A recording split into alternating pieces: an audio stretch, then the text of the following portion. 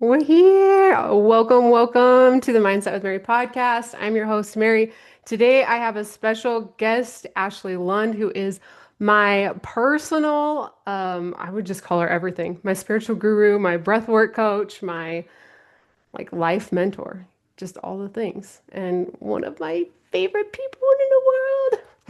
Um, Before I introduce her, though, so drum roll while you wait. Before I introduce her, I'm going to share a couple of announcements. The first one, on episode 100, I'm going to be doing a giveaway for a $50 gift card. If you're like, wait, what? How do I enter that? Um, Make sure you go rate, review the podcast, and then take a screenshot of it and send it to me either through Instagram, or email it to me, mindsetwithmary@gmail.com.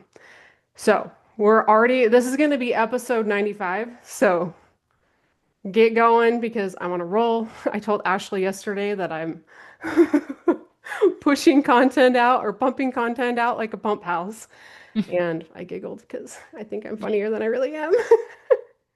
And then the second announcement that I have for you is just a reminder that the 5 steps to manifesting a badass life is coming up. It might be past the time once I get this posted. There's still going to be a replay. So make sure you tune into that because it's really going to be about helping you become a badass in every area of your life. So that's what I have for you today. I'll make sure all of that stuff is in the link in the show notes. Okay, let's get going. Hello, Ashley. Hi. I am, Oh, that intro was sweet. That was so sweet. I love you and adore you so much. I Thank you love for you. that. Yeah. So I'm gonna just start with a fun icebreaker to get things rolling. What is the weirdest, most obscure thing you've ever Googled? Okay. So Mary Jo sent me a list last night of some of the questions we talk about, and I told her I'm like, I didn't want to prep for anything. Like this is all very flowy, and we had a beautiful flow right before too. But this one I knew immediately, and I was like, I got to spend some time thinking about this because it was weird. But anyways, I'll get into it. This was several years ago, like 5, 6 years ago. I remember I was driving from my then home in Hurricane out to, oh, Apple Valley. And I remember I was just going faster than everyone. And I was like, what is going on? Like I'm going a few miles above the speed limit, but I don't feel like I just feel like everyone's going slow today. And I was like, I'm high energy. That's interesting. I wonder like if time perception is tied to like speed and stuff. Anyways, sat with that for like a week and I was like, this is so weird. But then I would notice too, if I was lower energy and tired, people would be cruising past me, but I'm like, I'm going the speed limit. So I Googled, is does energy and metabolism affect my perception of time? And Google basically was like, bitch, what are you talking about? Was there But AI? Like, you know AI was not out yet. No. So I was trying to find articles or something.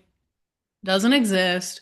But that is very on brand for what a lot of my Googles look like. In human design, I'm a 5-1, which is, I think the one is an investigator.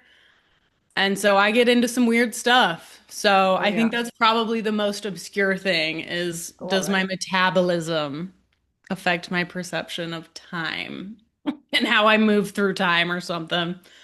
Yeah. So, question for you: did you ever find a clear answer? Maybe I'll ask AI and I see what comes up. can we do that right now? Can we Can Google we it? debunk? Yeah, I'm We gonna do Google it it. right now. Okay. I'll put it in Chat GPT. You put it in Google or some other AI and we'll see. Okay. Now, let me make sure does energy and metabolism. I was basically asking it like my energy. Does my energy slash metabolism, because they're one and the same, energy slash metabolism affect my perception of time and how I move through time? Oh, hell yeah. I'm We're excited going for this. in deep right off the bat. I hope you guys are ready for this. We haven't even introduced you. Yes. What do you, oh, wait, you go first. Tell me what you get. It's talking about your attention bandwidth expands when you're nourished and energized, so you notice more micro events in the same clock time. When tired or drained, you skip over details. And honestly, you've talked about this, Mary Jo. You've talked about the like, I can do 9 hours worth of work in an hour and vice versa. Hmm. 1 hour of work over 9 hours. So there's something there. Okay, what did you find? Did it pull That's up kind of something? cool. I love it. It says, Yeah. yes, there's evidence suggesting that your energy levels and metabolic rate, wow, if I can talk today, we'll get there, can We'll get there. influence how you perceive and experience time. Here's a breakdown: metabolism and the perception of time, metabolic rate and temporal resolution. What does that even mean? What Research. is temporal resolution? Okay, sorry, keep going. No, you're good. I don't have a clue.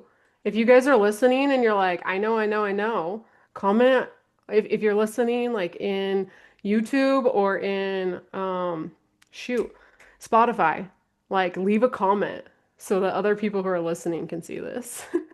Research indicates that metabolic rate is possibly associated with an organism's ability to perceive temporal information, measured by critical flicker fusion, CFF. Oh my gosh, this is getting deep. Guys, we're gonna have to do an entire podcast on this.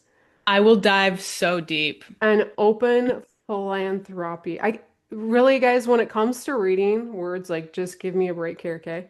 Because it's always like philanthropy.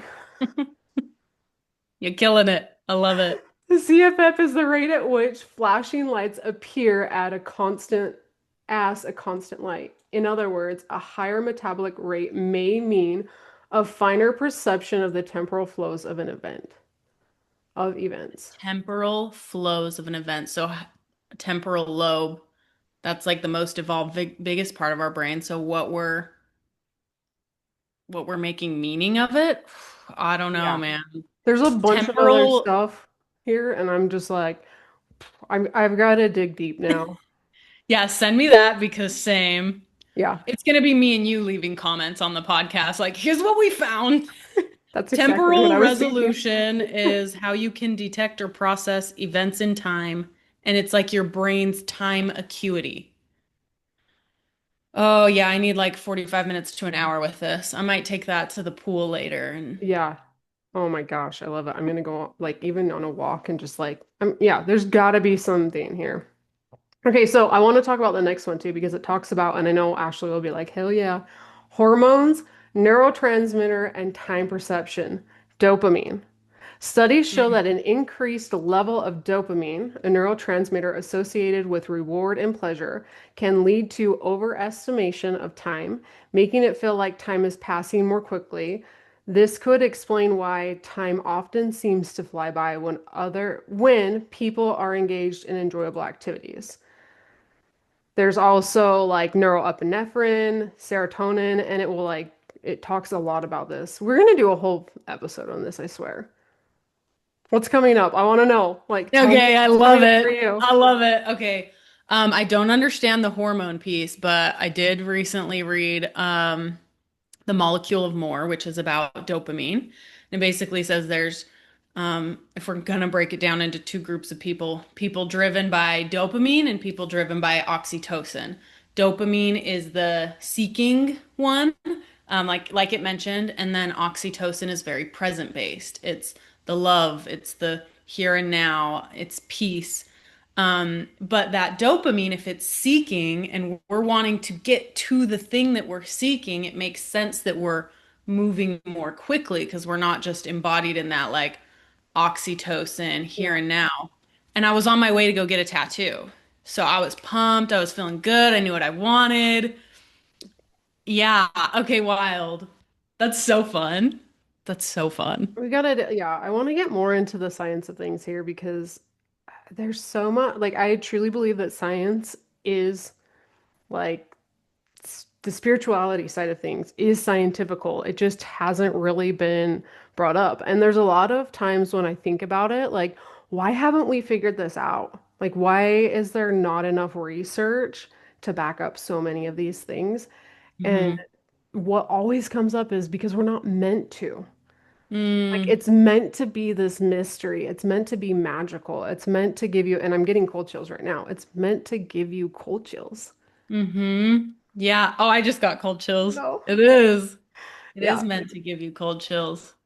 And even I would bet a lot of that research and evidence and things are out there, but we haven't linked it to its corresponding pieces because it's meant to be magic and Right. that's very logic based and spirituality and all this stuff is very left brain and just feeling into it and trust and of Yeah. course there's reasoning for it, but we don't need to know. Yeah. Yeah. I know. We're gonna get there one day, Yeah. maybe. Well, thank you for that question. That was Yeah. hilarious and fun and got me excited to Google it some more. I know. I'm gonna do some research here. We're gonna have a whole episode, I swear. Okay. I want to go into like your background. Tell us a little bit about yourself, your background, how you got into the personal development space, and like what has really like kept you here, growing and all of the things Hmm.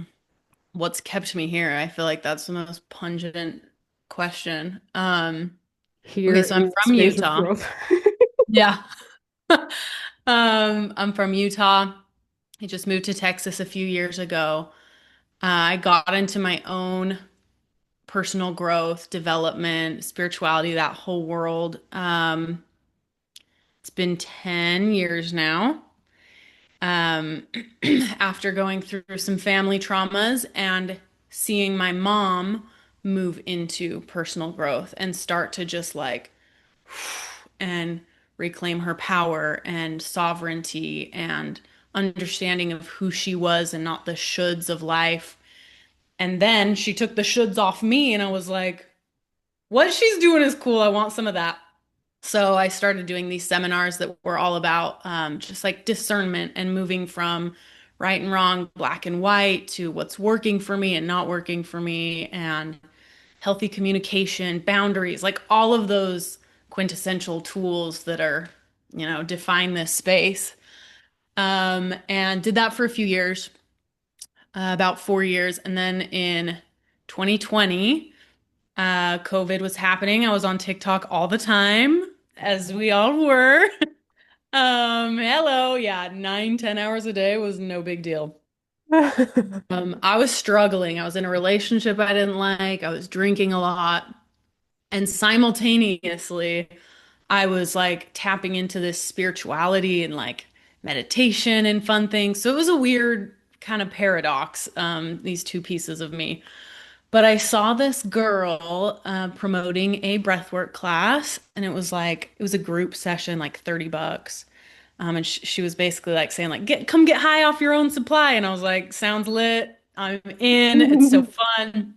Um, and I did it just from my bed on a Zoom call, and I was like blown away. It just felt like years of processing and healing and therapy all happening within an hour with no words. And I had all these memories and visuals come up. I went through so many emotions, and I just was like, wow, this is what I want to bring to my corner of the universe and my people. Like, I want my people to have this.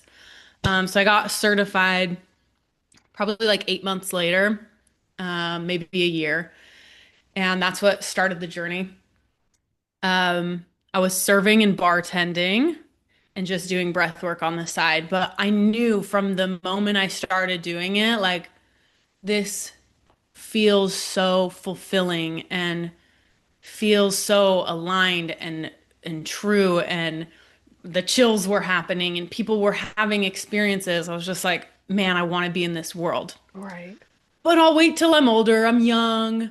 Um, so I moved to Texas, wanted to make some money doing real estate. I was still doing it on the side. But I just kept listening to those nudges. Yep. And they just kept they just kept pulling me back and calling me into coaching training. Didn't know what a commitment that was going to be. But I just Woof. kept showing up. I just kept showing up to the call and to the little pings and the aligned moments and the conversations. And long story longer, end of December last year, or beginning of December, end of the year, I just knew it was time to quit. I had a lot of little things that were telling me I was done at that job.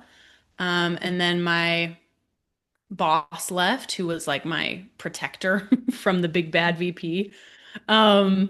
He left and it's like, it's time. So I started my business full time back in December. And as much as I go through the imposter syndrome and the lows and the ebbs, what keeps me here are those pings and the conversations and the clients having a good session and me having a good session with you. And like just when I'm in that space of I am so rooted and this feels so good, like that's what I cling on to. I keep that evidence and I just keep going forward. Yeah, yeah. I love that. It's so beautiful. We're gonna dig into breathwork a little bit more because that's really some of the things that I want to provide the audience with because I know so many of you here have asked me questions about breathwork. You're like, tell me more. And what is always been on my mind is really just getting Ashley here. I talk about her in, some of my very first episodes back when this was Magic with Mary. And people will go back and listen to that. I've had clients go back and listen to that and be like, "How do I get a hold of Ashley? Like, tell me, No. and so I really just want to give you guys some more value in that space, and the perfect person to do it is Miss Ashley. Um, Yay. yeah.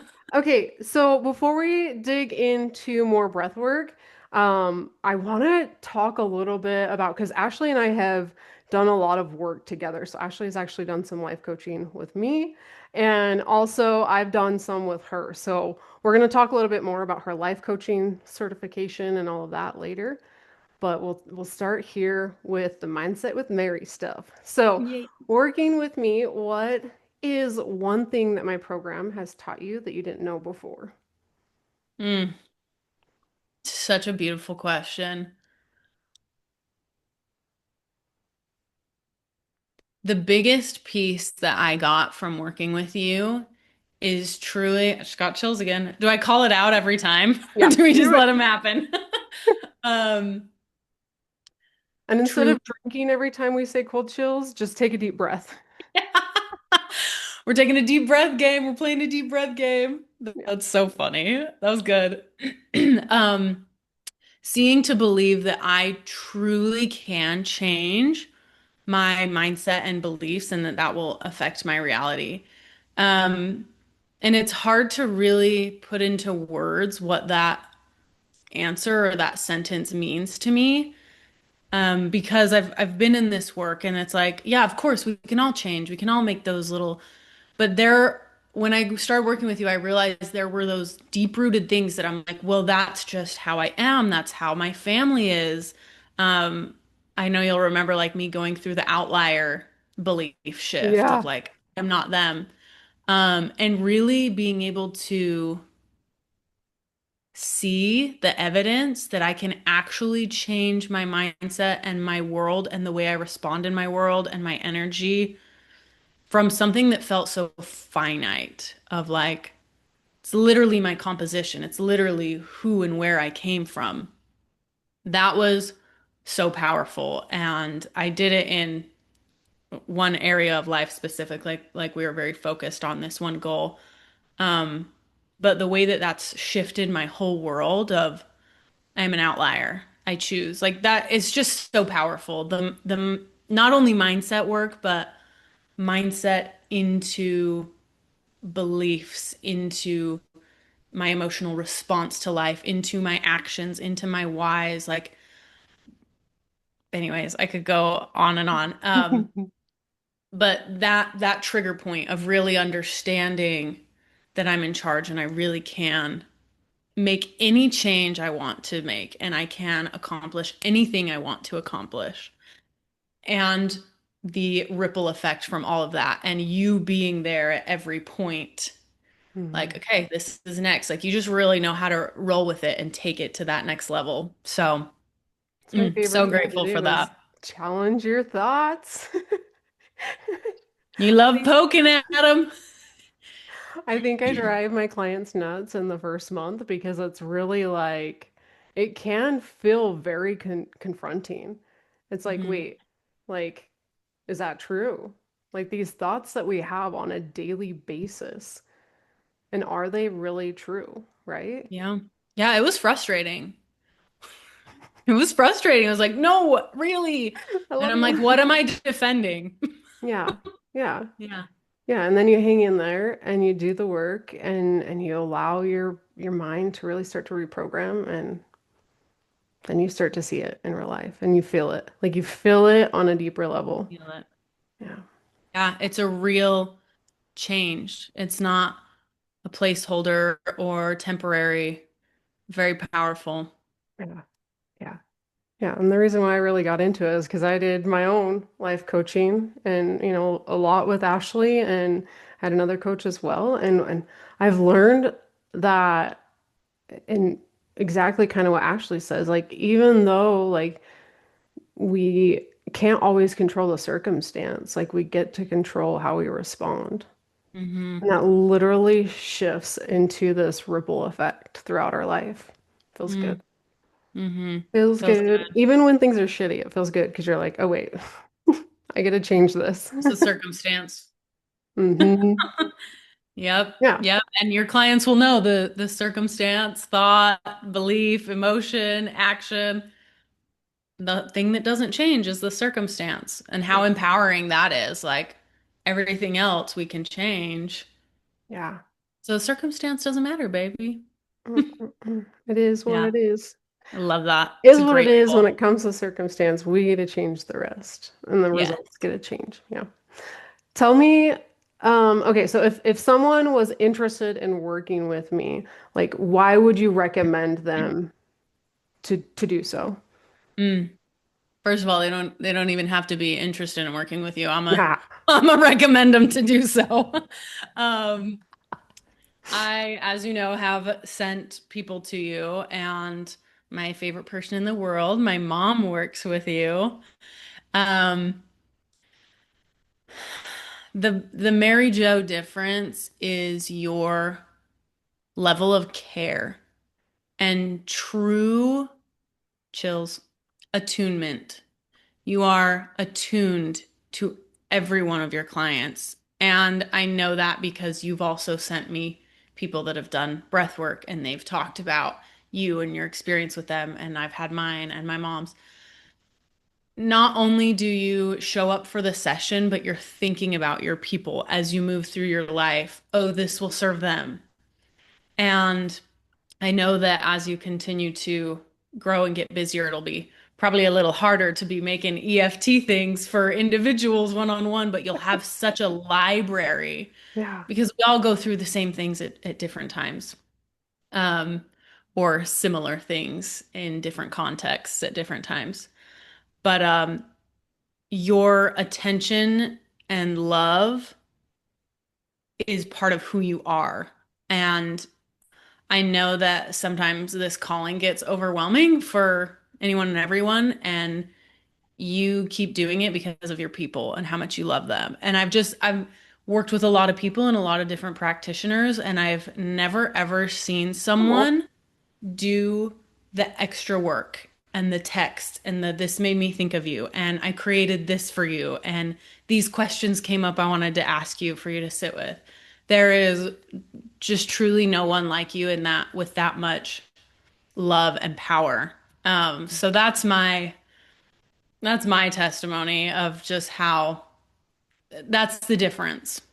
That's the difference, not just the content and the knowledge, but the love that's with it. you're gonna make me cry. I love you.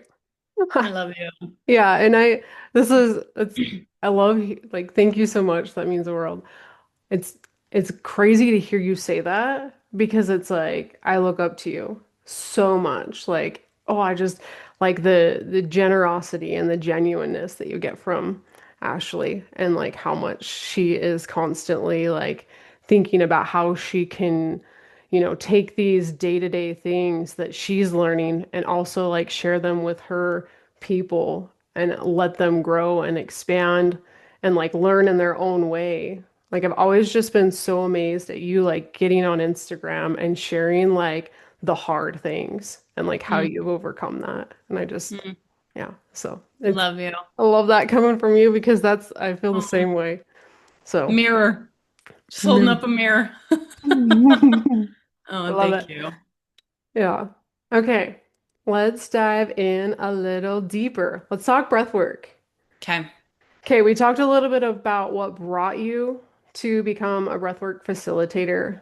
How has that really helped transform your life and also the others that are a part of this journey with you that you've gotten to work with? And even your Mm, family, like I know your family members are also a part of this journey with you, which is so freaking awesome. Like hmm to like you have impacted so many people. Oh, that makes me feel uncomfy, but thank you. Oh no, Oh compliments. no. Compliments.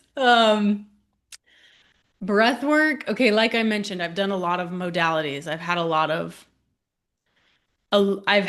of value poured into me from so many modalities, and I've loved seminars, I've loved coaching, I've loved therapy, I've loved neuro-linguistic programming, I've loved rapid eye therapy, I've loved Reiki, like you name it, foot zoning, I want it all. I love it all. Oh yeah. Oh yeah, but breath work, not but, and breath work scratched this itch of like my innermost wounds and gave them space to breathe and be loved. And it somehow brought light to this like black hole that I've just was always trying to fill. And I still catch myself trying to fill. I got a hella addictive personality. I'll call myself out. Um, this this work is very subconscious, physical body. Hi, son. My cat. Physical body and spiritual. Like those three worlds really melding. And the breath subdues your logical mind. I think we'll probably get into that a little later. But because your logical mind is not really involved in this process, it allows for that magic and the spiritual and the things to just come up, be processed, be moved through, be felt. And so often our brain is trying to explain why we might be feeling something so that we don't have to feel it. Like, oh, it makes sense that that's there because this, so it's okay. Like, just, and this is going on, we can't do that. All of this to say, to set the logic aside and to just feel and be in it has changed the way I move through the world. I feel like who I was in 2019 versus today, I move slower with more ease and softness, and my shoulders can like finally drop. Like there's just this peace and calm that came from it. Um, and more or less, that is what I see it bring to clients, and people that have found meaningfulness from this work is that like I'm trying to make sense of like it's just all up here, all up here, all up here, and then they bring it into their body and get some true wisdom and they get to finally implement all of this and allow the emotions and the physical body to have a conversation. And there's just this softening and this offloading and bringing in chills and bringing in of wisdom and clarity to just move through life differently. Yeah. It's so beautiful. It's kind of hard to put into words, and I'm sure you might say the same because it's just such a trip of an experience that you're Mhm. like, how to words? How two Yeah, words. how to words. Did I answer the question fully? Yeah. Yeah. Okay. It kind of went off, but That's the way I like it. That's I the way I like it. like it. Two Yeah. ADHD girls here. Yeah, and I'm We're actually doing gonna pretty good. skip down a question or two just because I think it's gonna lead right into um so it's gonna we're all over the place here, but that's because and I'll be honest, most of us here are probably ADHD. If you're listening, like either you're probably on that same spectrum or you're distracted or you're like, no, I'm just listening because I like these bouncy ass girls. Bouncy ass girls, what it do? Yeah, actually, while we're here on that subject, you guys don't see my feet. Right now, I have them folded and crossed, but a lot of times underneath the table, I'm like, Bouncing, bouncing, bouncing, bouncing, bouncing, bouncing. yeah. Okay. I love it. Okay. Here's what I really want to dig into from that because you mentioned some like ability to process trauma on a much deeper level. For me, what I've recognized that as I've been working through past traumas, as I've been working through and I'll just like for me, there's been some like really, you call it big T trauma, right? Like when there's a big, what do you call that? I'm not 100% sure. Well, I now don't believe in big T, little t trauma, but we'll I say want to big know event. more. Yeah. Okay, should I just speak on that Yeah, real do quick? that and then we'll go. Yeah. Okay, I'll keep it short. We'll pop right back in. I just finished a book called Unbroken, I believe.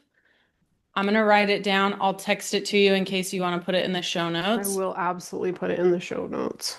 I It's a book about trauma. She is a beautiful author. She does a wonderful job of explaining trauma, what it is, what it encompasses, how to move through it.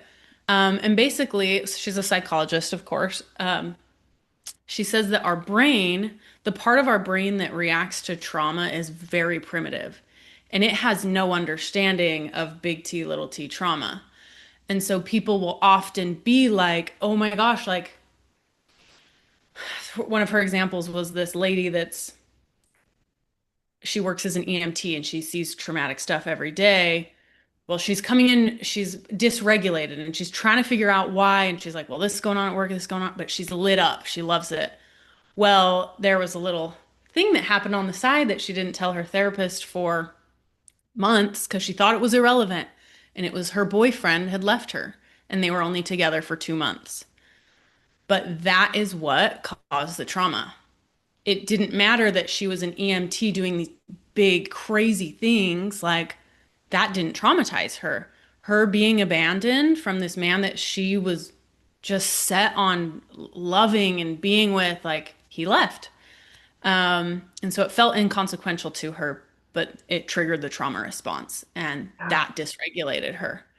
So, anyways, I know all of that to say there is still like those bigger events that are traumatic. Um, but yeah, I don't believe in big T, little t trauma anymore. It makes sense. So I've heard that before, and I talk about it a little bit in one of my episodes. So one of my um, if you guys are from the Utah area or Cedar City area, you might know. A lot of people listen from here, but if you're not, her name is Natalie Packard. She's a trauma therapist. I think she works with like PTSD quite often. Mostly people who have really been through like I think even like officers and things like that who have gone through stuff like that. She came into a retreat that I was on a few like it's probably been like 5 or 6 years ago, and she's talking to us about trauma, and she shares this idea that like the bee sting is just as impactful as like this massive thing that happens because of your like right this primal brain, like you get this sting from a bee and then it's like, oh shoot, like every time I see a bee now I don't like Mm-hmm. right. So it can be on those like it's the same almost response, but like yeah, Depending on, yeah, I get what you're saying. I don't know where Like, I'm going with this, but yeah. well, I think about what you teach too. Like now we're wired to when we see a bee, protect ourselves. Yeah. And it's the same as we accumulate these traumas, whether they're big or little. we start to protect ourselves and create beliefs around all bees are stingers and like all the, so I gotta protect and get small and be safe and avoid. And that's where that mindset works comes in to show us that, we don't have to have all this protection. Thank you, brain, but it's not that. Yeah. Yeah. Yeah. So freaking powerful. I love these little side tangents. I think they're super helpful because it's just like these little like nuggets of wisdom. They're important. Hmm. Yeah. They are the secret sauce. Yeah. So, and I love it because this is the work, right? This is where you really start to question, like, is there really big T trauma and little T trauma? Like, just because everyone's always said it doesn't mean it's true, right? Like, Mhm. just because, Mm. this one seemed bigger because that's what most people say is bigger. Like, this is a trauma that's bigger because everyone else says it's bigger. But this was just as impactful, even more. Mm. Um, so I started listening to a podcast a while ago about complex trauma. Oof. Where that like and so that's kind of where I was going with this is like I've had some really like memorable experiences where these traumas have happened, right? Or supposedly the big T's, but then also the complex, right? And a lot of people I think that come here and the clients that I work with, we've been through the complex shit, right? The piece of the things that we are told, it's really just these stories and these things and this like constant reinforcement of Mm. not enoughness and you see it a lot in the ADHD relationships. Very unintentionally. I feel like it's just something that's very connected. And I also feel like there's a connection to the ADHDer and the narcissist. And we attract those people, right? Even the borderline personality people, right? And Mm. the people pleasing and all of that. And so there's this mesh of complex shit. Is that so complex trauma? Is that just like compounding events that Yeah. create Let me look up. a traumatic response? So I'm giving you the exact definition. Complex trauma, also known as complex post-traumatic stress disorder, is a mental health Oh. condition that develops from repeated prolonged exposure to traumatic events, often interpersonal, and involving a sense of betrayal and Oof. helplessness. Oof. Yeah, yeah, Okay. yeah, I just want to say too, like we can say big T, little T trauma.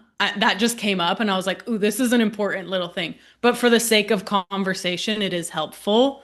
But I yeah, just hope that the listeners hear that and go, "Oh, cool, I'm fucking valid. Cool, I yeah. needed that." Yeah, Okay. yeah, me too, because it really is. And you've actually validated this for me before because I've shared situations with you. And I remember telling you, like, I know that doesn't seem like a big deal. And you were like, wait a second. It is, who's to Yeah. say, like, what you've gone through is, even if you think it's not big, it probably is. And the Mhm. impact that it makes on you in everyday life, like, Yeah. yeah, Yeah, if how you're moving through the world doesn't feel good and you feel triggered and heightened and like, then there's something there. yeah. And it's not to say, like, I know that there's big conversations right now about like everything's traumatic and everyone's triggered all the time. I get that. Like, them not having the pumpkin spice at Starbucks isn't actually traumatic. But the point is to just dig a little deeper and take the shoulds off of what trauma should look like. What Hmm. affected you?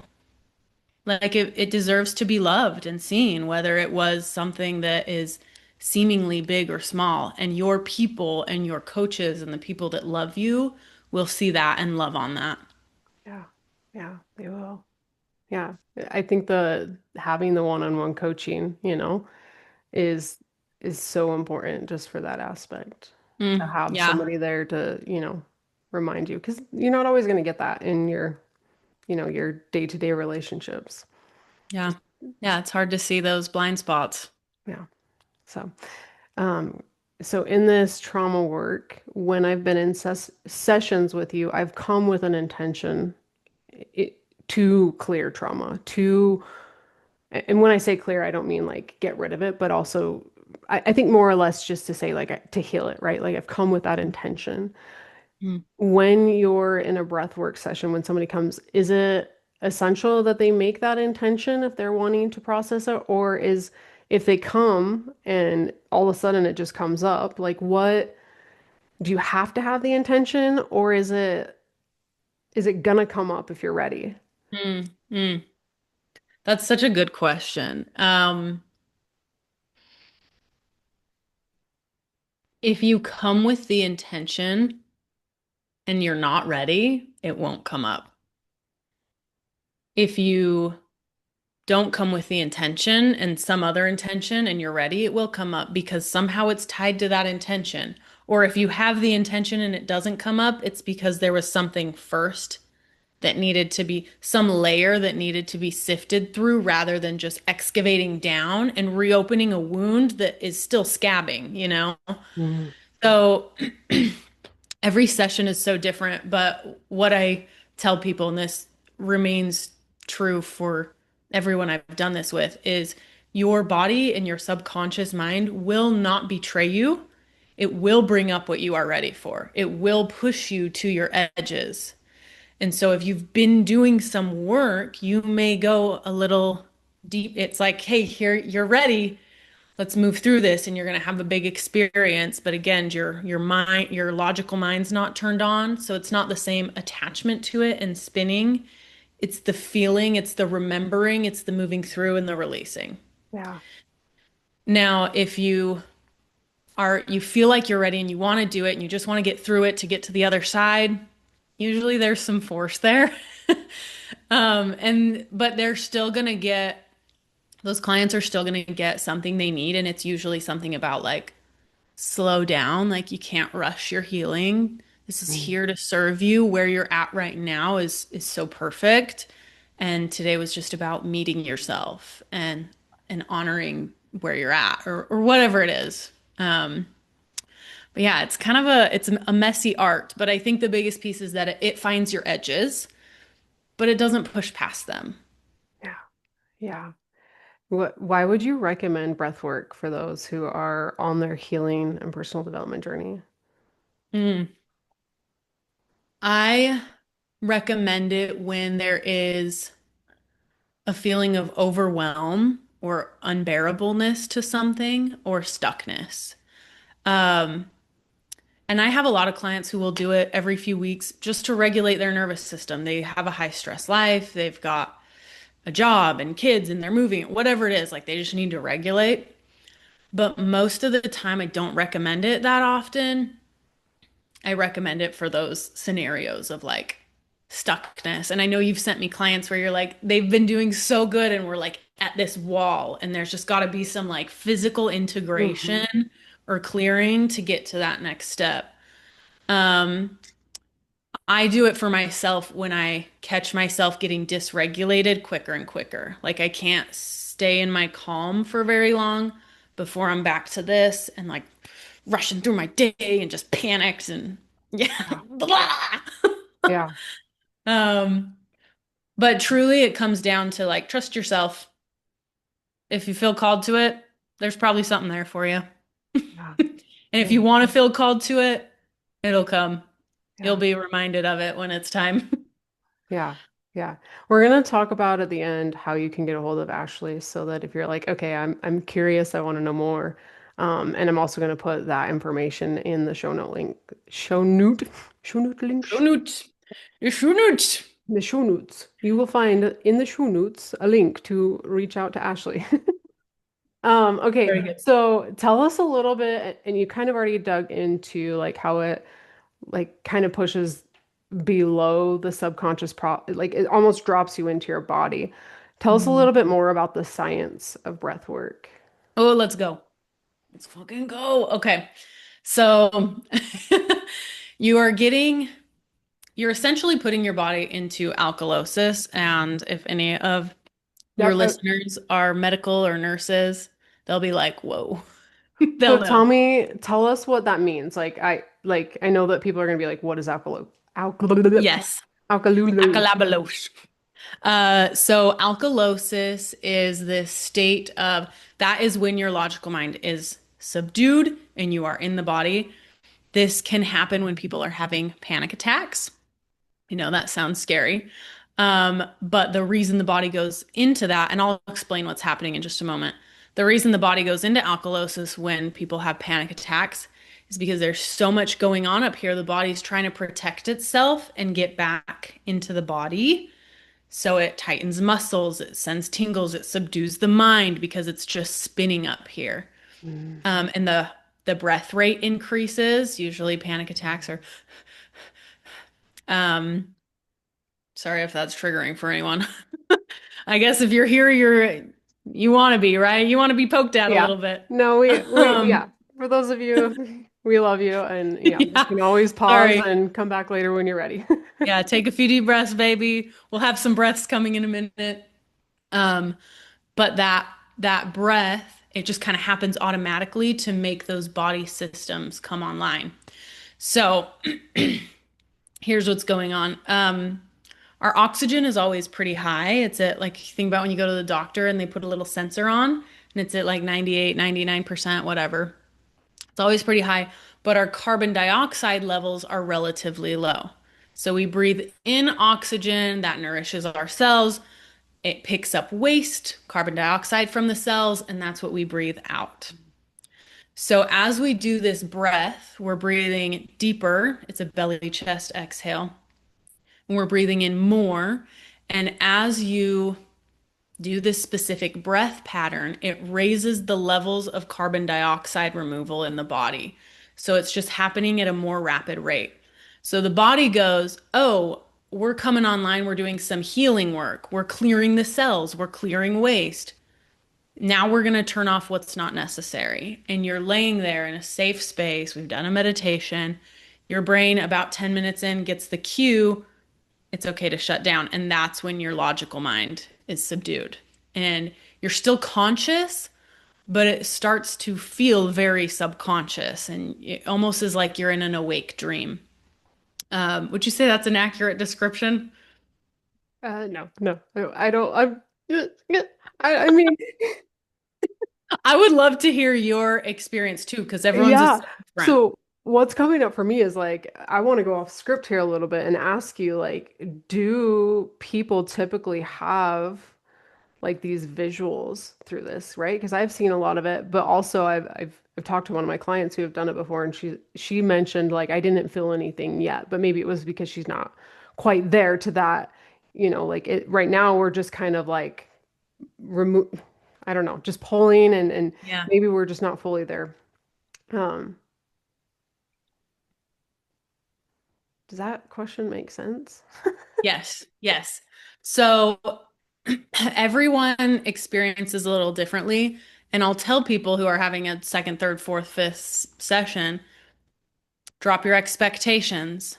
It can be physical, it can be mental, it can be emotional, right? Like you could very much be feeling your muscles tensing, aches coming up. The breath is clearing some physical ailment stuff. If it's mental, it's organizing some information is a better term. Um, Like Clearing stuff out. If filing. it's emotional, yes, filing. If it's emotional, there's stuff stored that's been repressed that it's pulling out. So when people, and I've had a good handful, I'd say probably 10% of people that do breath work, their session, they don't quote unquote drop in. There's a safety issue. They don't feel safe to drop in. Mm. Or there is a belief that if they get what they intended, something that they secretly want or like the secondary gain will be lost. If I reach my intention, then I lose X and I don't want to lose X, which again is a safety thing. I don't feel safe enough to drop in and release that. Yeah, So that's usually what comes up. The visuals vary person to person. Like if you're a very we'll get right. into some woo-woo stuff like third eye chakra person and you close your eyes and you visualize a light coming down like yeah, do you visualize that light or do you feel it through your body? It's kind of like how there's different learning styles. People are going to have different Right. parts of their body come online in those sessions. And so this like lucidness that you're mentioning, like it's Mhm. not always the visuals. It's sometimes just the feeling like you're kind of just like I know sometimes it feels like I'm just kind of like floating when I do these Yeah. sessions. It's like like Hmm. you see it like people like I don't know. I'm trying to think of a movie where like she floats up and then like it's like a Disney movie, where it's like what is She's it? in Pocahontas in the leaves. That's it. There it Yeah. is. Mhm. Yes. And so would you say that maybe because I have more of these visuals, it's because I've like been doing the work for a long time and I'm more open and more open to the visuals, right? Because I used to really struggle to visualize things. There Mm. was like this resistance because Mhm. it's like, oh wait, no, that's not safe. Let's tuck that away. Let's not even see it because if you see it, then you're actually going to feel it and experience it, right? But when you're Yeah. Sorry, go ahead. no, I'm just thinking because like if you've hit that 10-minute mark and your subconscious mind really starts to subdue, like is there still going to be some resistance for some people who maybe haven't been doing the work for a while? Hmm. Yeah, it's very different in like your question of like, is it because I've been doing it for a while and you meditate and you're leaning in and you've got this practice where you're coaching and you're very in this work all day, every day, like all of the parts of life are going to affect it, right? And someone who's not getting visuals or not getting tingles or like really dropping in, it's not that anything is wrong. It's literally just information that here's where you are right now. It meets you where you're at. And sometimes that's hard to swallow, like, ugh, but it's just like, baby, like you just needed to lay down and breathe for a minute. Yeah, That's okay. yeah. Like where you are is so perfect. And that like a lot of people get the tetany where the muscles tense up, crab claws, and the tight lips. I don't ever really get that. So alkalosis is always what's happening, but how your body responds to it is very bio individual Mm. and has to do with your state and yeah, your feelings of safety and ease and comfortability with yourself and comfortability with me. Like there's so many things at play. Yeah.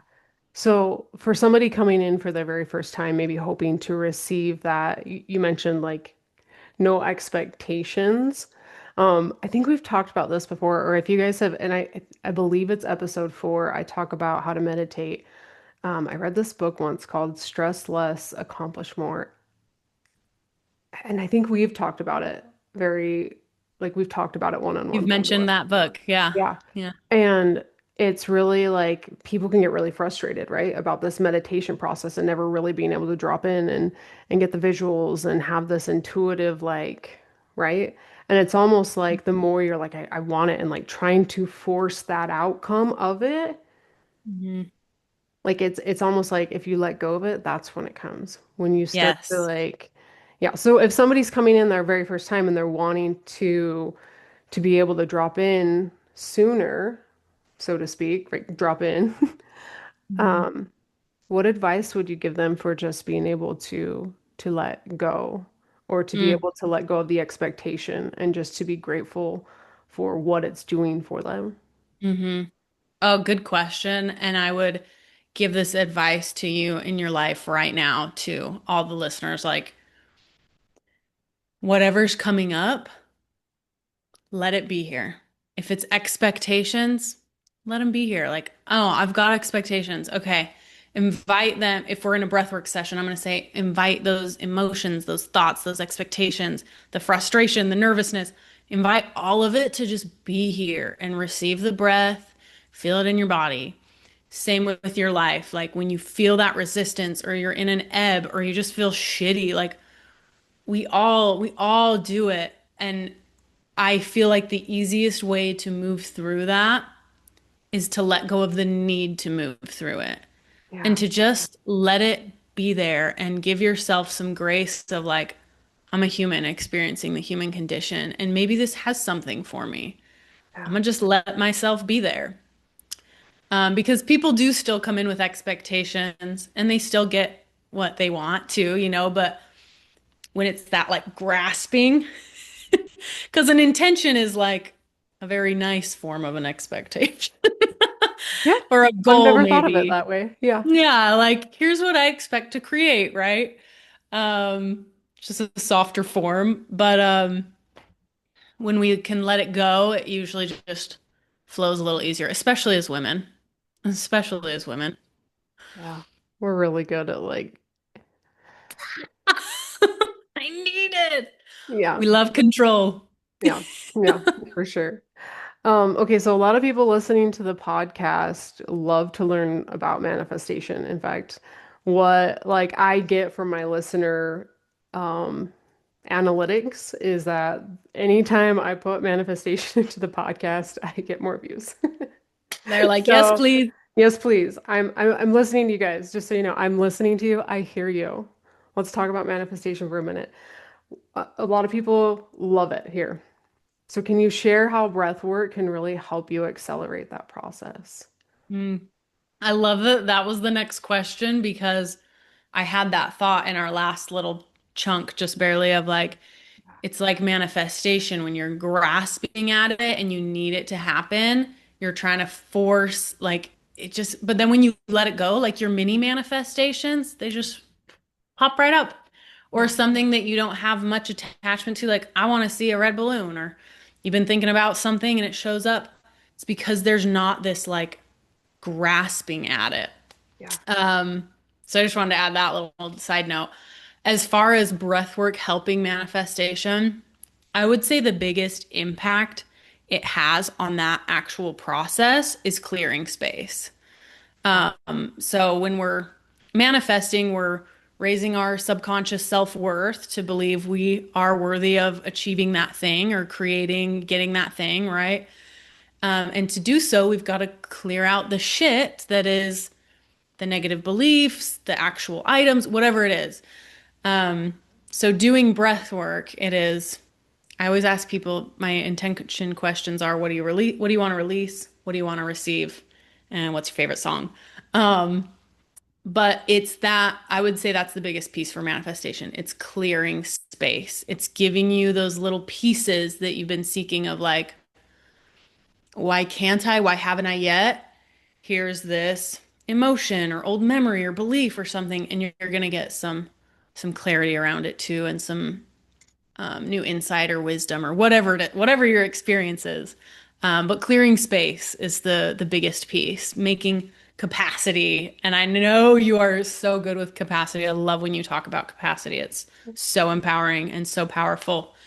It's just one of those ways to create more capacity. And I yeah, know you've got a podcast on it too. It's the clearing out. yeah, yeah.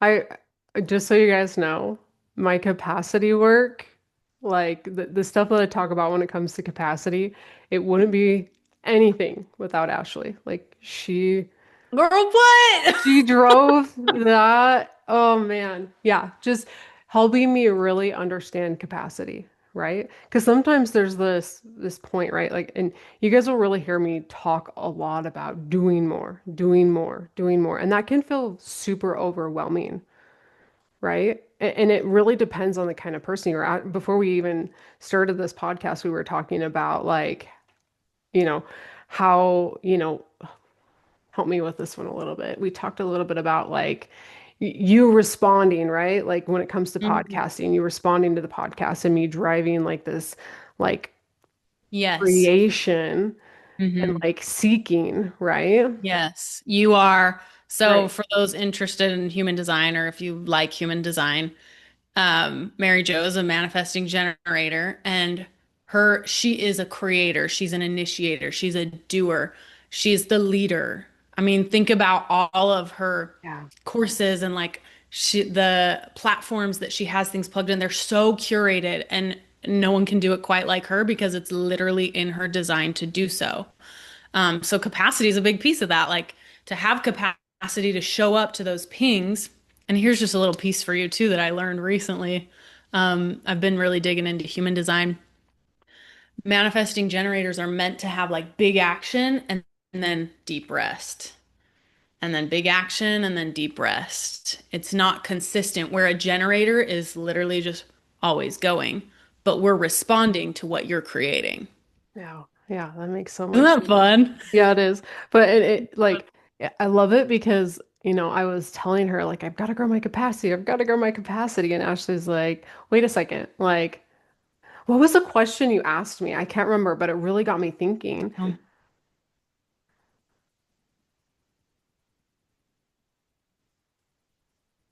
I don't remember. We've had several conversations about it. But anyways, what it really drove for me was just like, oh wait, like growing my capacity sometimes is sitting with it. Like Mm, sitting with where I am and that appreciation, right? Like instead of just like, oh, I've got to get, grasp, grasp, grasp, grasp, grasp, and just let yeah. go and Hmm. sit with it, right? The capacity can't grow unless you sit with it for a minute, unless you allow yourself to enjoy it. And I Mm, always talk about like the universe, like your parent, right? Your parent really wants you to sit with whatever it's given you. You asked for it. It responded, it gave it to you. To grow enjoy. your capacity to do more also means that you can appreciate it and sit with it for a minute and be Mm, in it. yeah.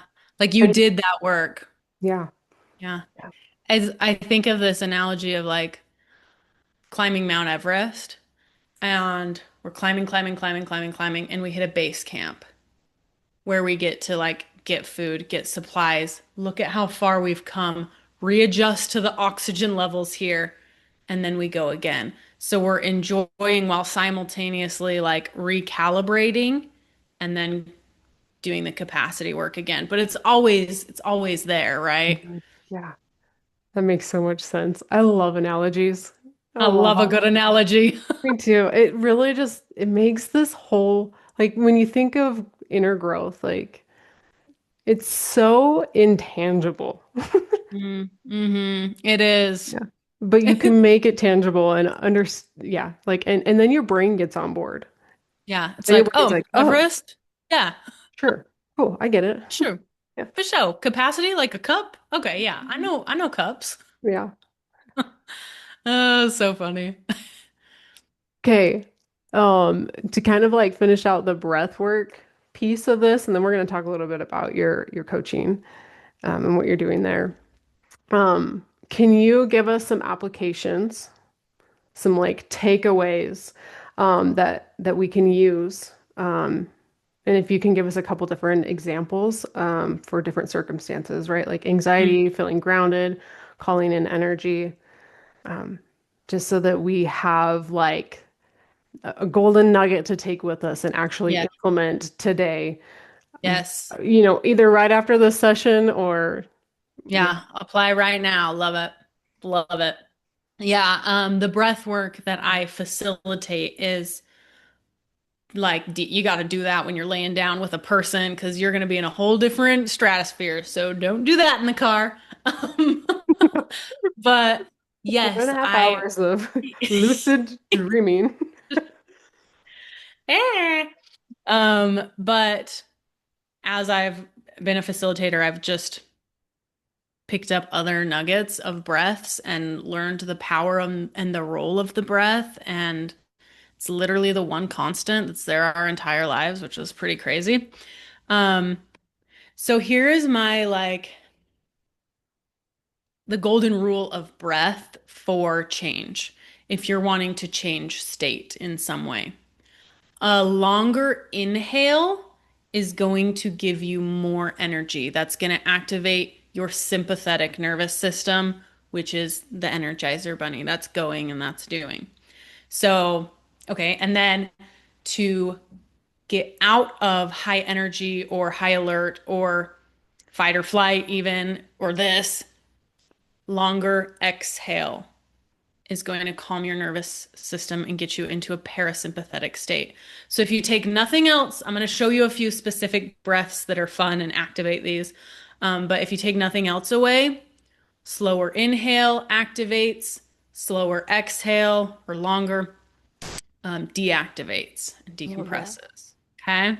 So that can even look like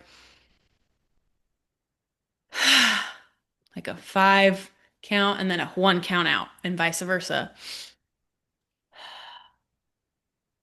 And you'll feel it after 3 or 4 breaths. It's pretty crazy. So you don't need a lot of time. You don't need to go get in a corner and like do it while you're doing what you're doing. Okay. So Wait, can I stop you here for a second? So yes. like, say you're that 3 o'clock slump hits and you're like, I gotta take a quick little break. I have to work for 2 more hours. Like the long inhale out would help, bring somebody back into this energized state where they can, go to this next meeting that they have at 3:30 and finish out their day Yes. when they're like, Yes. Exhausted. Yes. yeah, Now, if you're feeling drained, like you've been going all day and you're feeling tired, but you've got to keep going, then I would say take the first half of your little 5 minute break to get into the parasympathetic, slow down, integrate. Even that like 1 minute of breath can restore your body. And then do the elongated inhale to get back into energy. Because if you're go, go, go, go, go exhausted and you just try and like, it's almost going to feel like a sugar rush yeah, because your body needs a little moment of like, holy fuck. yeah. Like let's bring it down here for a minute before we re-energize. Yeah, Yes. And then that energy that you get from coming at it from here will feel more yeah, steady. yeah. Yeah. Love it. So So helpful. there's your nugget. Here's a few breaths. I'm gonna show three, I think. I would say take what one resonates, and be playful with it. Just play with your breath, Google them. Like, there's no right way. You're gonna feel it in a bio individual way. Again, everybody's body's different. Okay, this one I love for like pre-interview, pre-workout, pre something that you want like eye of the tiger energy. Mhm. It's a little more intense than just a longer inhale. It's called the breath of fire. And if you think about the four elements, fire is activating, it's moving, it's energy. Mhm. Um, so breath of fire is short breaths. So it's like in through the nose, out through the mouth like this. Shh. I'm going to back away from my mic and show you just a few. So it's like this.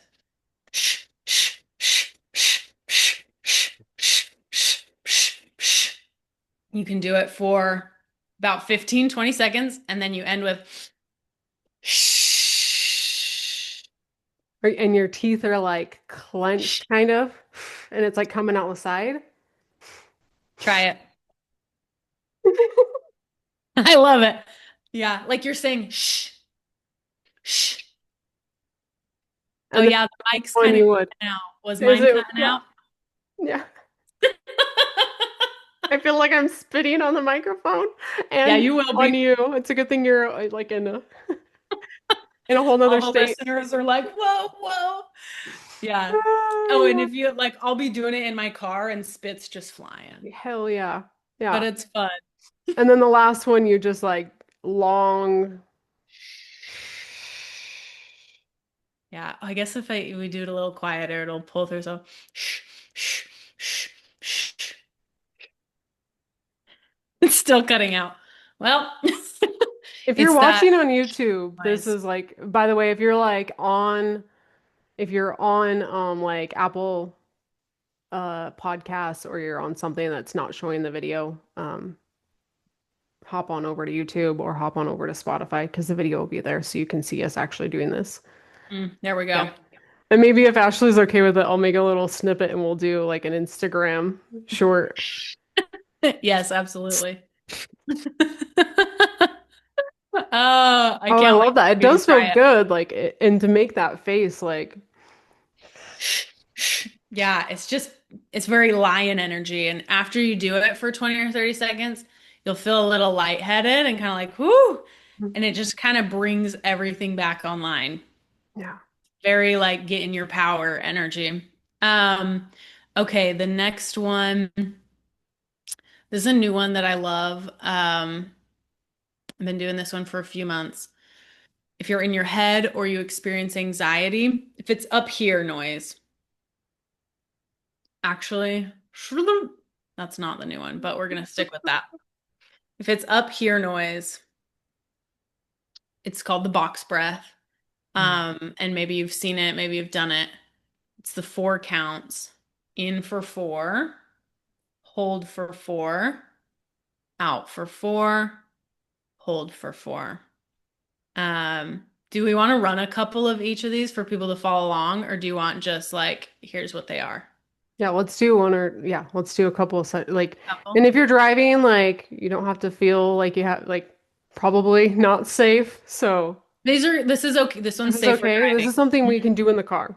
Yes, all of the breaths I'm showing you, safe for the car. Okay, so I'm driving down the road. I'm good to go. Yeah, Yes. Lion breath, don't do it for more than like 20 seconds, okay? yeah. Pull over Okay. if you're going to be going hard.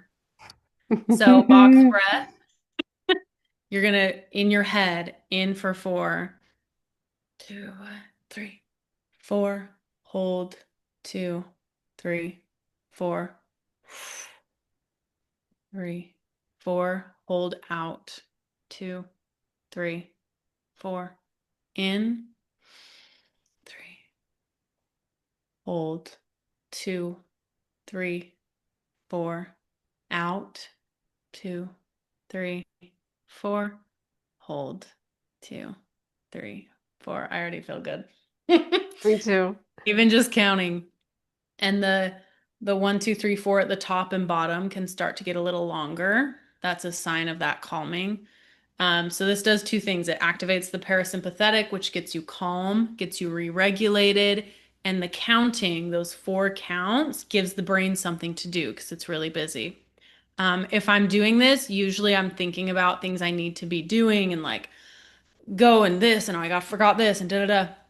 So let your brain know I trust you. I'm going to set my thoughts aside for just a minute so that we can move through these with focus and trust your brain to pick up the information once you're done doing the breath. And it Hmm. will.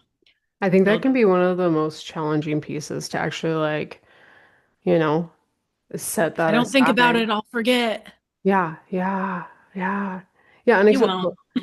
Yeah, it'll come back up. That self-trust, which is so funny because I've spent my entire life like interrupting people, right? It's like this ADHD secondary um thing where you have to talk over people because you have to hurry and get this out or you're never going to remember it. And It's it's gone. Yeah. again, this is where the thought work and the work really comes in because it's questioning yourself. Like if I've always told myself that I can't remember things, Mm, then of course that's going to be the reality that I've created. But what if I mm, shift that and start to just become open to the idea that I can actually remember it? And when I set it down, it'll come back. And yeah. guess what? It always comes back. Always. You You've have got to some give good yourself, evidence of that. Like it yeah, really, oh, yeah. You've got to love that. give yourself that trust though, and if you don't allow it, it doesn't grow. And so it's like just open up to it and get curious. Like give yourself a few weeks, like say, I'm going to test this for like 2 weeks in a row. And if I'm like, at first, of course, the first week, you're probably going to be like, wait. Then again, like we all have a pen and paper typically in front of us. Like we can always write things down too. Like, Yeah. yeah, Yeah, I love that. yeah, Yeah, get it all out and then, okay, I'm gonna take a minute. It's yeah, out of me. yeah, yeah, Love it. yeah, yeah. Okay. It can feel really like, I think uncomfortable to set something aside. But when we do, like we allow our self-trust to grow. hmm And simultaneously, trust in the universe, trust in our path, Mm, trust that we don't have to do this all the time. It's so interesting because us women, we are driven by safety and security. Not all, but most women, safety and security. And our want to control is to make sure everything is good so that we're good and we're safe and we're secure and we're not going to get in trouble. We're not going to screw ourselves over. And handing off some of that to your higher power and to what you're manifesting and things, it's mm, really beautiful to get to like co-create that. And you can speak to that like you've done it. You've done that like, wait, yeah, I'm good. yeah, What if I trust myself? And it worked. yeah. And I know, like I know that somebody's like, but wait, how? You give it that space. That's it. Time. That's it. You take the risk. You push on that edge. It's going to be uncomfy. Yeah. Growth is a fun word, but it's not fun actions all the time. Yeah. Yeah. Yeah. Yeah. Give it that space. I love that. Yeah. Cool. Oh, that was such a good little sidebar. Like those, Yeah. that's it. Those are the sauce moments. Yeah. Okay, so we have some techniques to take with us. Yes. Okay, I just have a one quick more. Do we little, want it? oh, one more. Yeah, let's do that. And then will you do like a quick little recap of just like so that at the Here's end what they they can are. like remember so we can embed it. Yes. Yeah. Yes. Okay. So this one, honestly, these last two that I've shown you, the box breath and this one can be interchangeable. I would say play with them. This one serves really well for like physical anxiety, tightness, feeling physiologically anxious or just like reaction rather than response. So it's a deep breath in through the nose and then a sharp inhale through the mouth and then breathing out like you're breathing through a straw. So it looks like this.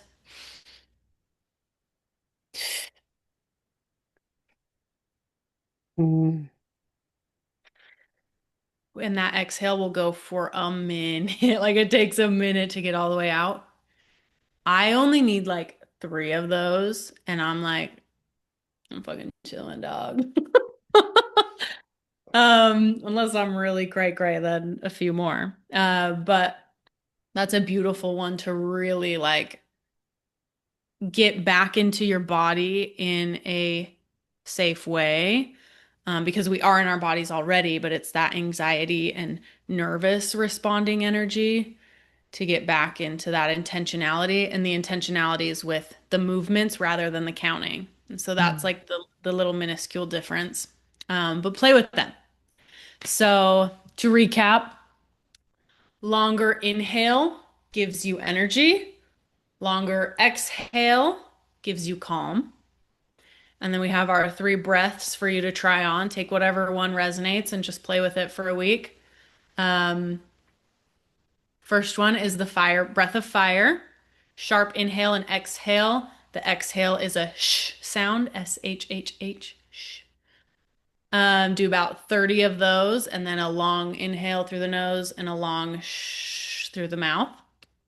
Second one is the box breath. In for four, hold for four, out for four, hold for four. Over and over until you're back, baby. Um, Mhm. and then I don't know what this one's called, honestly. We'll call it the body breath since it's more for the body to bring the body into calm. Inhale through the nose, sharp inhale at the top, breathe out through the mouth like you're breathing through a straw. Yeah. Yeah. I love it. I've seen that one through like NSDR or Yoga Nidra. Like Ooh, in really? those in the ones that I've listened to before, like I've I've seen that a lot. That like breathe in, sip in a breath. Yeah. Cool. Yoga Nidra is beautiful. It's freaking powerful too. Yeah, Mm. because it like it's using the breath and yeah, it's You'll fun. have to send me, do you just follow him on YouTube or do you Yeah, YouTube. Something I'm send wanting me to some of your create more favorites? of and put into my library of tools. If you guys are curious what that looks like and Ooh, how to get a yeah. hold of me, it's something I do for my one-on-one clients, but I have a launch coming, so stay tuned because there's some goodies for those of you who are not ready for one-on-one coaching quite yet. So, who are ready for maybe some like group coaching. So, stay tuned. Yeah, Cool. but also, yes, I love, and I'm just gonna open up this person right here and find it on YouTube because there is a amazing person that I listen to. And she does, you can even search like 5 minute ones. So if you're like got a quick, um, if you got like a quick break. Mm-hmm. Love that. Okay, so one of the first ones that comes up actually is Andrew Huberman, and that's the one where he'll like he has you blow out through like a straw. Literal straw. Mm-hmm. That's Yeah. so Andrew Huberman coded. He's like, Yeah. get the straw. Yeah. He makes it like so if you're like wanting to show your husband some of these things too, like Andrew Huberman is somebody who they might resonate with more. I have a lot of people who are like, I want my husband to start growing with me. Their path might look a little different. My husband had to really get into some people like Andrew Huberman. Even just listening to Joe Rogan, people pop up and he'll start to learn more about mindset and manifestation, but it's a much different approach. So little snippet of wisdom there. The person I listen to most, her name is Allie Boothroyd. Booth Booth Boothoid. Allie Boothoid on YouTube. Yeah. Some Okay, good cool. nuggets. Schnugget. Okay. So one of my favorite pieces to the breathwork part is that when you work with Ashley, she typically works with you afterwards to like, what came up and all of the things, assuming that you still do this with your Yes. clients.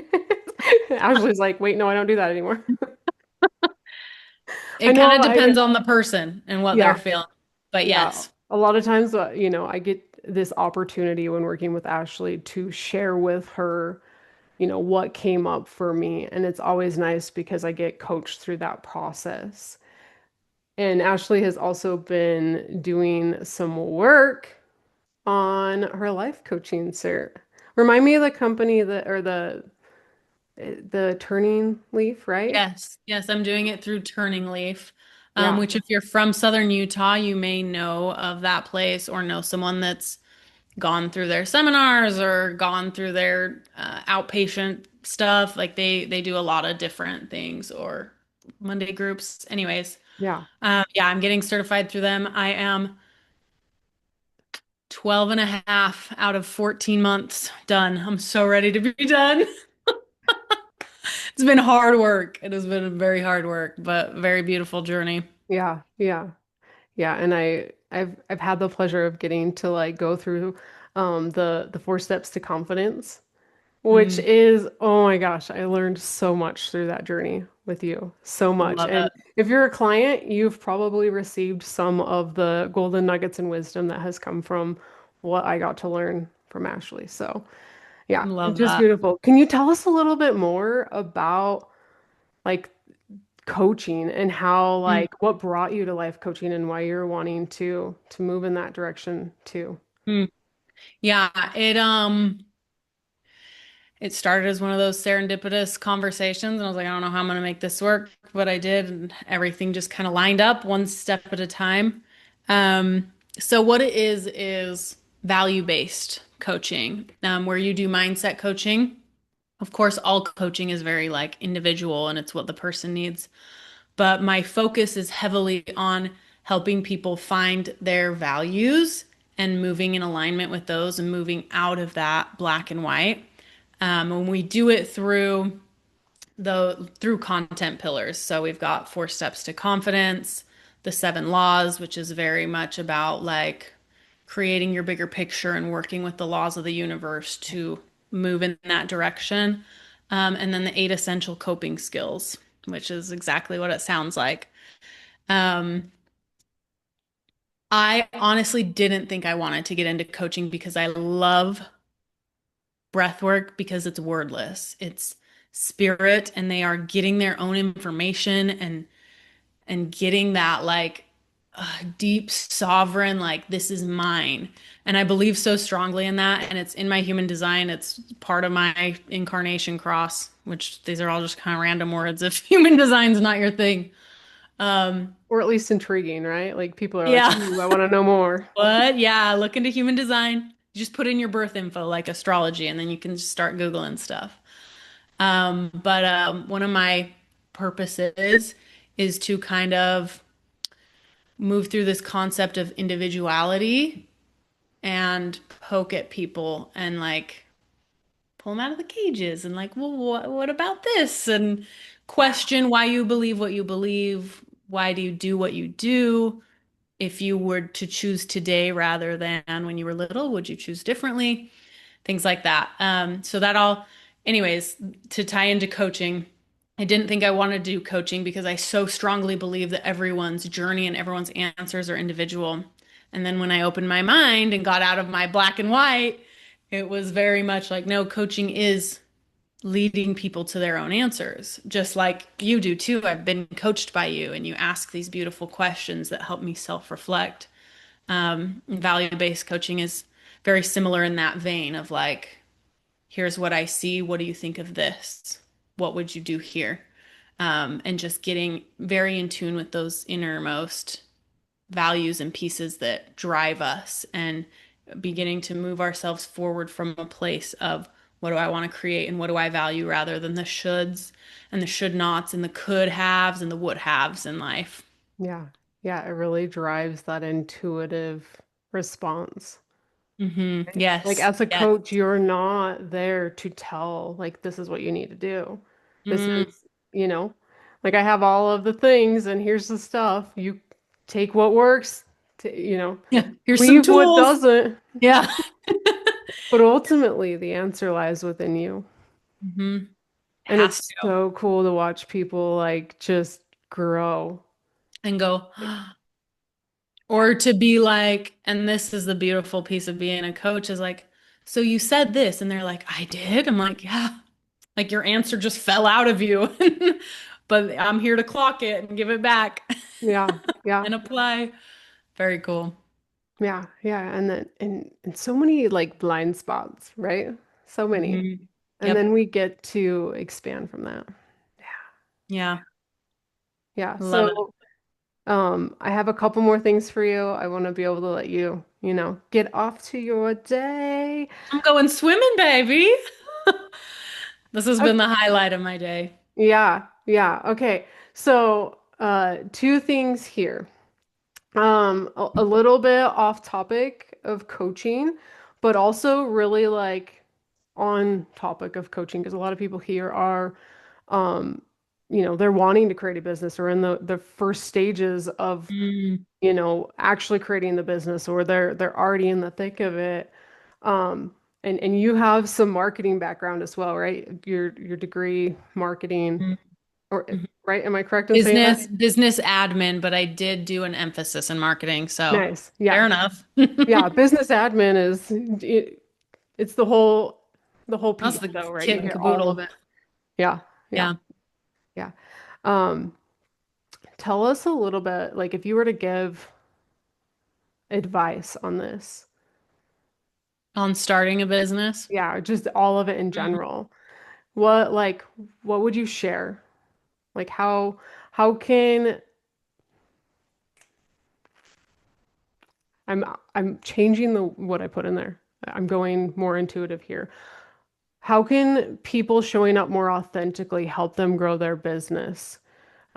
A lot of what I've learned from Ashley is like really just showing up as your genuine self, the Mm. authenticity, giving yourself grace. Um, Share with us how you would implement that into a business and how that can help that grow.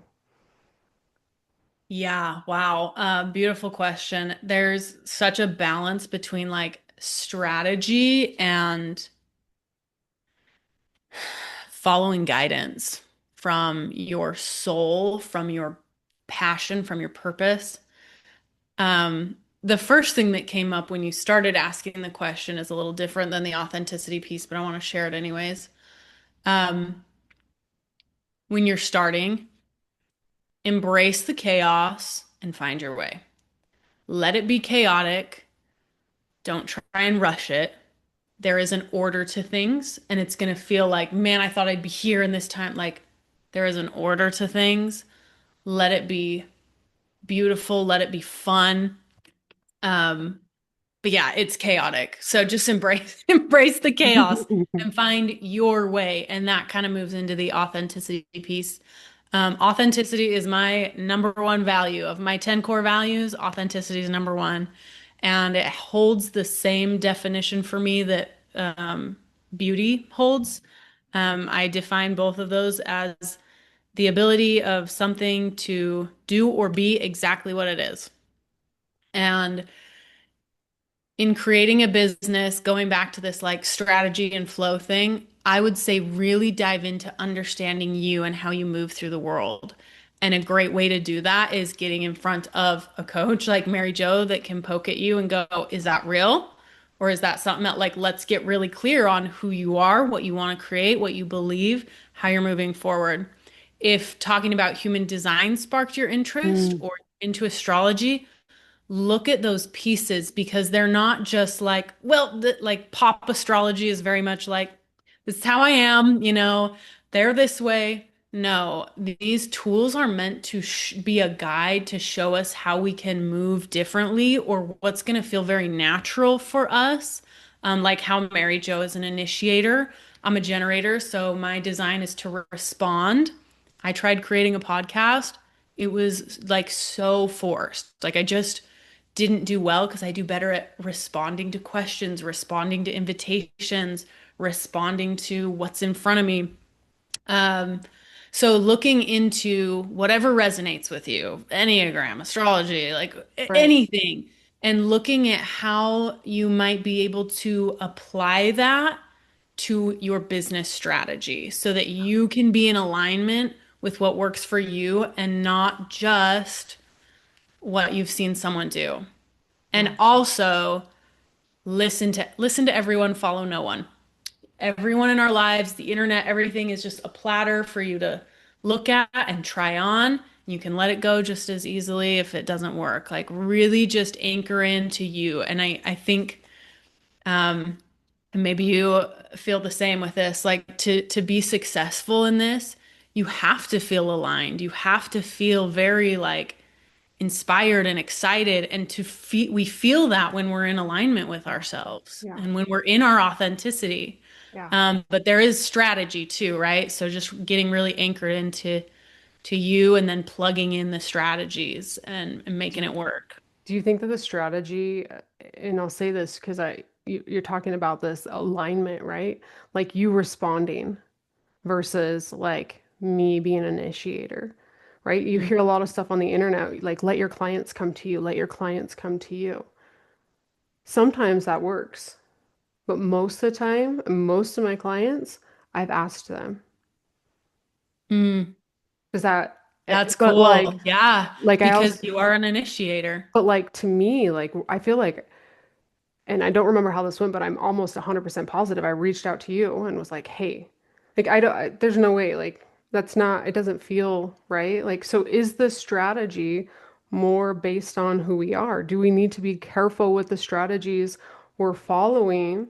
Because, right, I could really fall down the rabbit hole of just like, don't ask people, because Hmm. I have. And I went a Yeah. long time without having clients because I was like, well, they said that I shouldn't, you know, seek clients because then when you seek clients, you have to do the work more. And that's not, and Hmm. so like I fell down this rabbit hole and I'm going and I'm going and I'm like, wait, this isn't working. Hmm.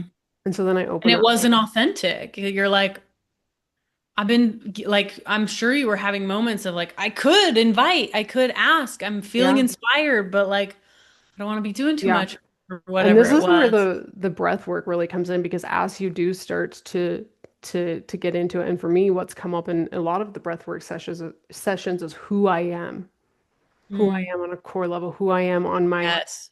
basis level, my true essence, and all of that. And when I see my higher self, it is literally my inner child handing her hand out and saying, "Come on, let's go play.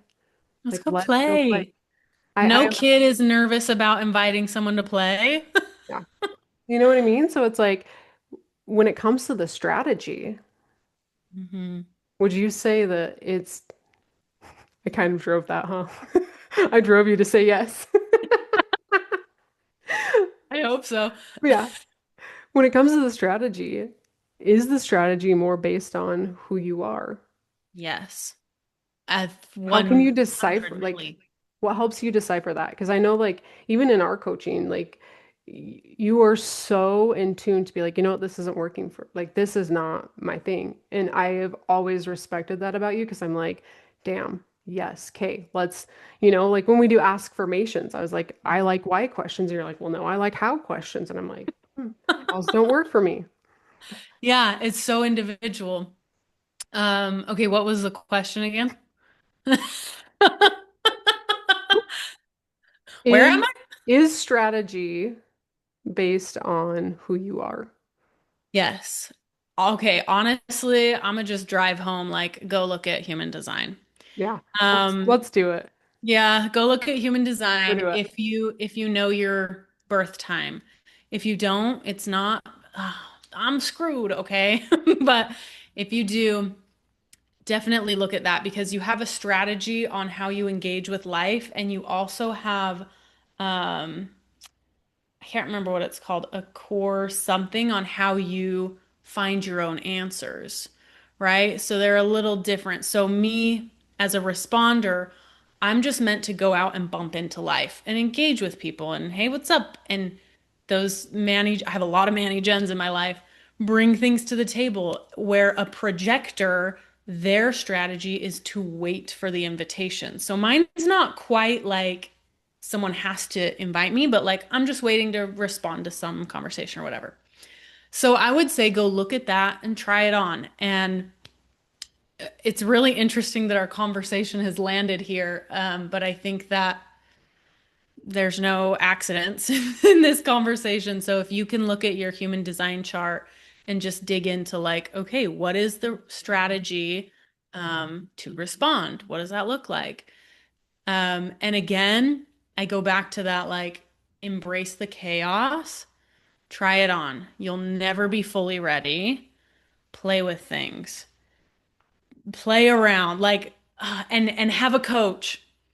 Like, even if it's not a business coach, have a life coach and someone that you can bounce ideas off of and have them hold up a mirror or be like, okay, I feel like you're stuck a little bit here. Like, let's dig into that. What's coming up? That's going to help you get out of trudging through the mud and get into the flow of water, like Mary Jo Mm. did for me.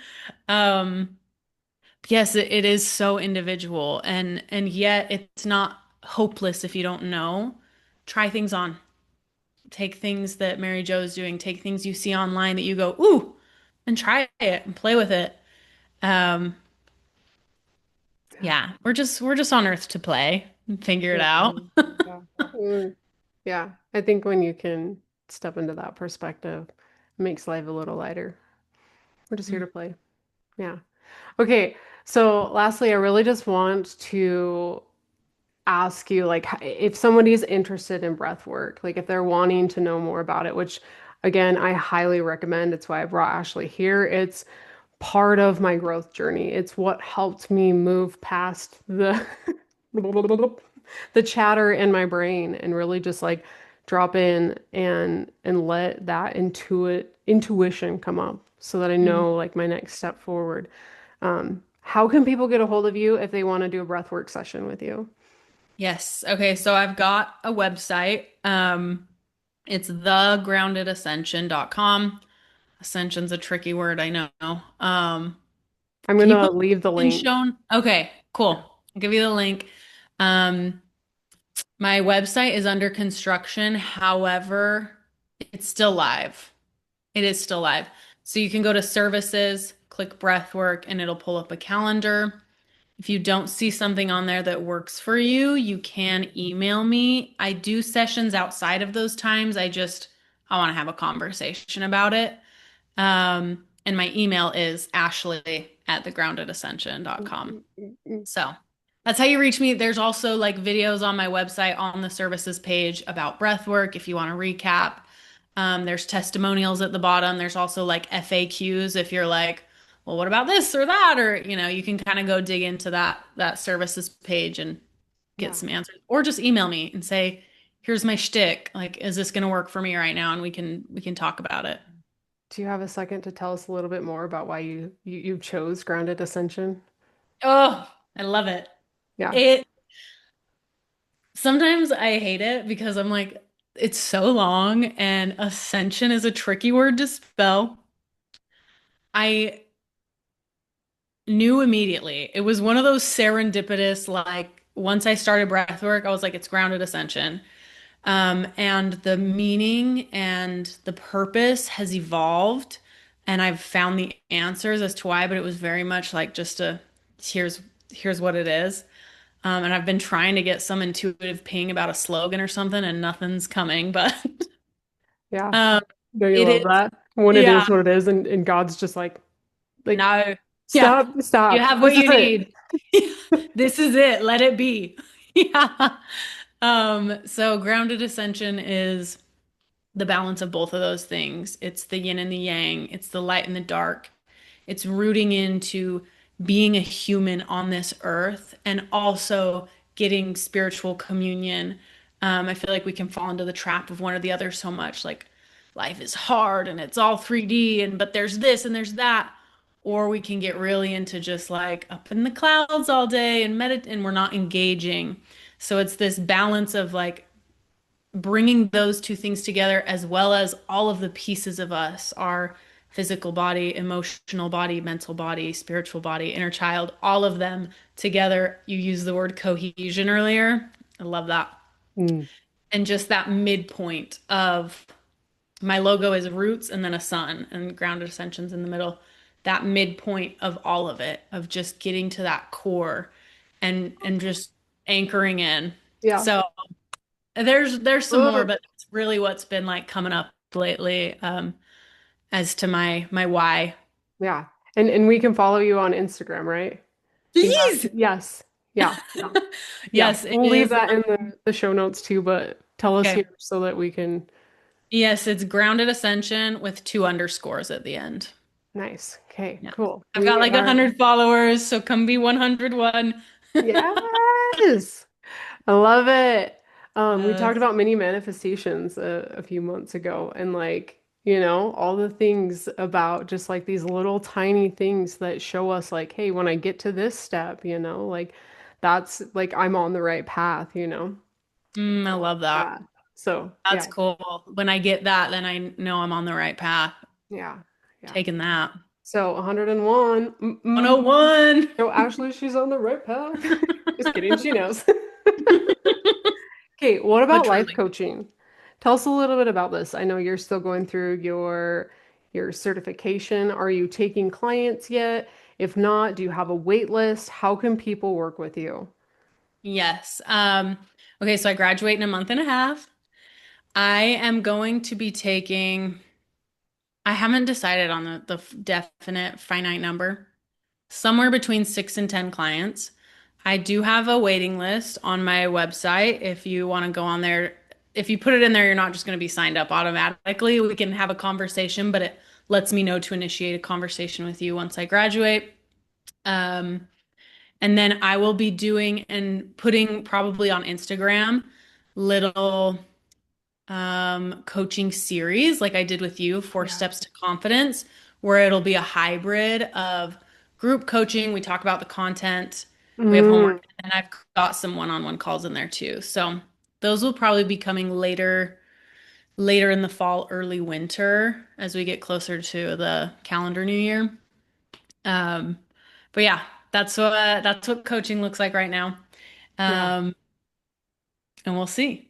We'll Ashley's see. magnetic, so go get on her wait list because it'll fill up quick. It'll Oh, fill I love up you. quick. I know that. I'm already on it. Not yet. Actually, I haven't put it in there, but You're in I my have. mental one. Get in there Yeah. before me. Oh, I love it so much. I Yeah. know Mary Jo texts me. She's like, "Dude, when are we gonna work together again?" I'm like, "I know. I'm being a raunch. I'm I being think I've all messaged you like once a followy." month, every month since like we started working together in January and we went through.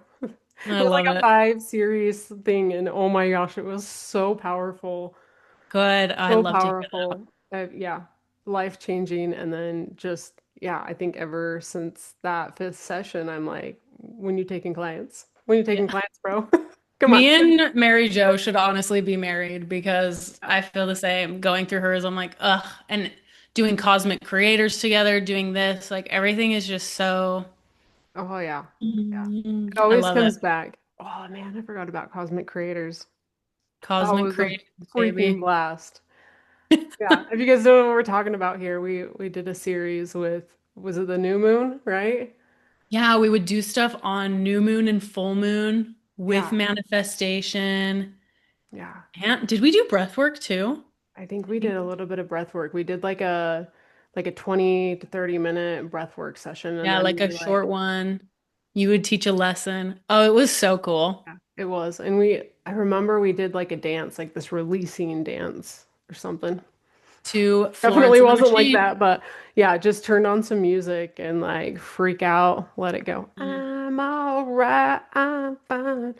Freak Just out. break out, let it go. I hope Avril someone's Lavigne. listening to this and they're like, hell yeah. Gonna live my life. No, If you haven't no. heard that song, hit it for Okay. Sweet. So go get on the wait list, and if you're like really curious about the breath work, I highly recommend it. It's absolutely life-changing. And yeah. Okay. Thank you so Yay. much for being here. Is there anything Oh else my coming gosh. up or anything you want like one last golden piece of wisdom that's coming through? Mm. Um, this is gonna like just sound so simple, but I just want everyone to just give themselves grace and remember how lovable you are and remind yourself that you love yourself. Um, Life can get messy and we can get into the shoulds and I wish I was that and wish I was that, da, da, da, and what do I want to create? And just like right now, you're whole, you're good. I love you. Mary Jo loves you more. I don't know if that's possible. And yeah, but no, I don't really have anything. I just want all of them to feel that love. And if this podcast spoke to them, it was given to them. It was a little mini manifestation for them and to feel our love for them and their higher powers' love for them and bringing this to them. And you're on the right path. Yeah. Yeah. On the right path. I love that. Yeah, you are on the right path. You, You. yeah, this was beautiful. Thank you so much. Thank you for Yeah. letting me Thanks be for on being this here. podcast. Yeah, this was good. We're gonna do it again. Maybe we'll be more thorough in our human design expertise when we come Ooh, back. Or see, I wrote it down here. Temporal resolution. temporal resolution, baby. So funny. Yeah, I'm Yeah. researching the crap out of that. Heck yeah, I'm so excited. I want to learn more because I truly believe that we have the ability to expand and minimize our time and like show up differently in Yeah, that time, then I don't know. I won't even go down that rabbit hole, but I know I almost went down it with you. I'm like, and so how does our energy and yeah. yeah, let's do it. We'll be back. All right, well, I've And got a list next of things time, I'll text you for show notes. show newts. Okay, Show notes. show newts. Thank you all so much for being in this container, in this little box container with us right now. Thank you so much for being here with us. If you enjoyed this episode, make sure you like it. If you're on YouTube, if you are on Spotify, like it, leave a comment. If you are on Apple podcast, if you're on Apple, please leave a rating and review. Tell us what you loved. We want to know. Plus, the more you spread the love, the more this can just rise up and help other people who are like looking for this stuff. So, okay, love you. Mwah. Have a beautiful day.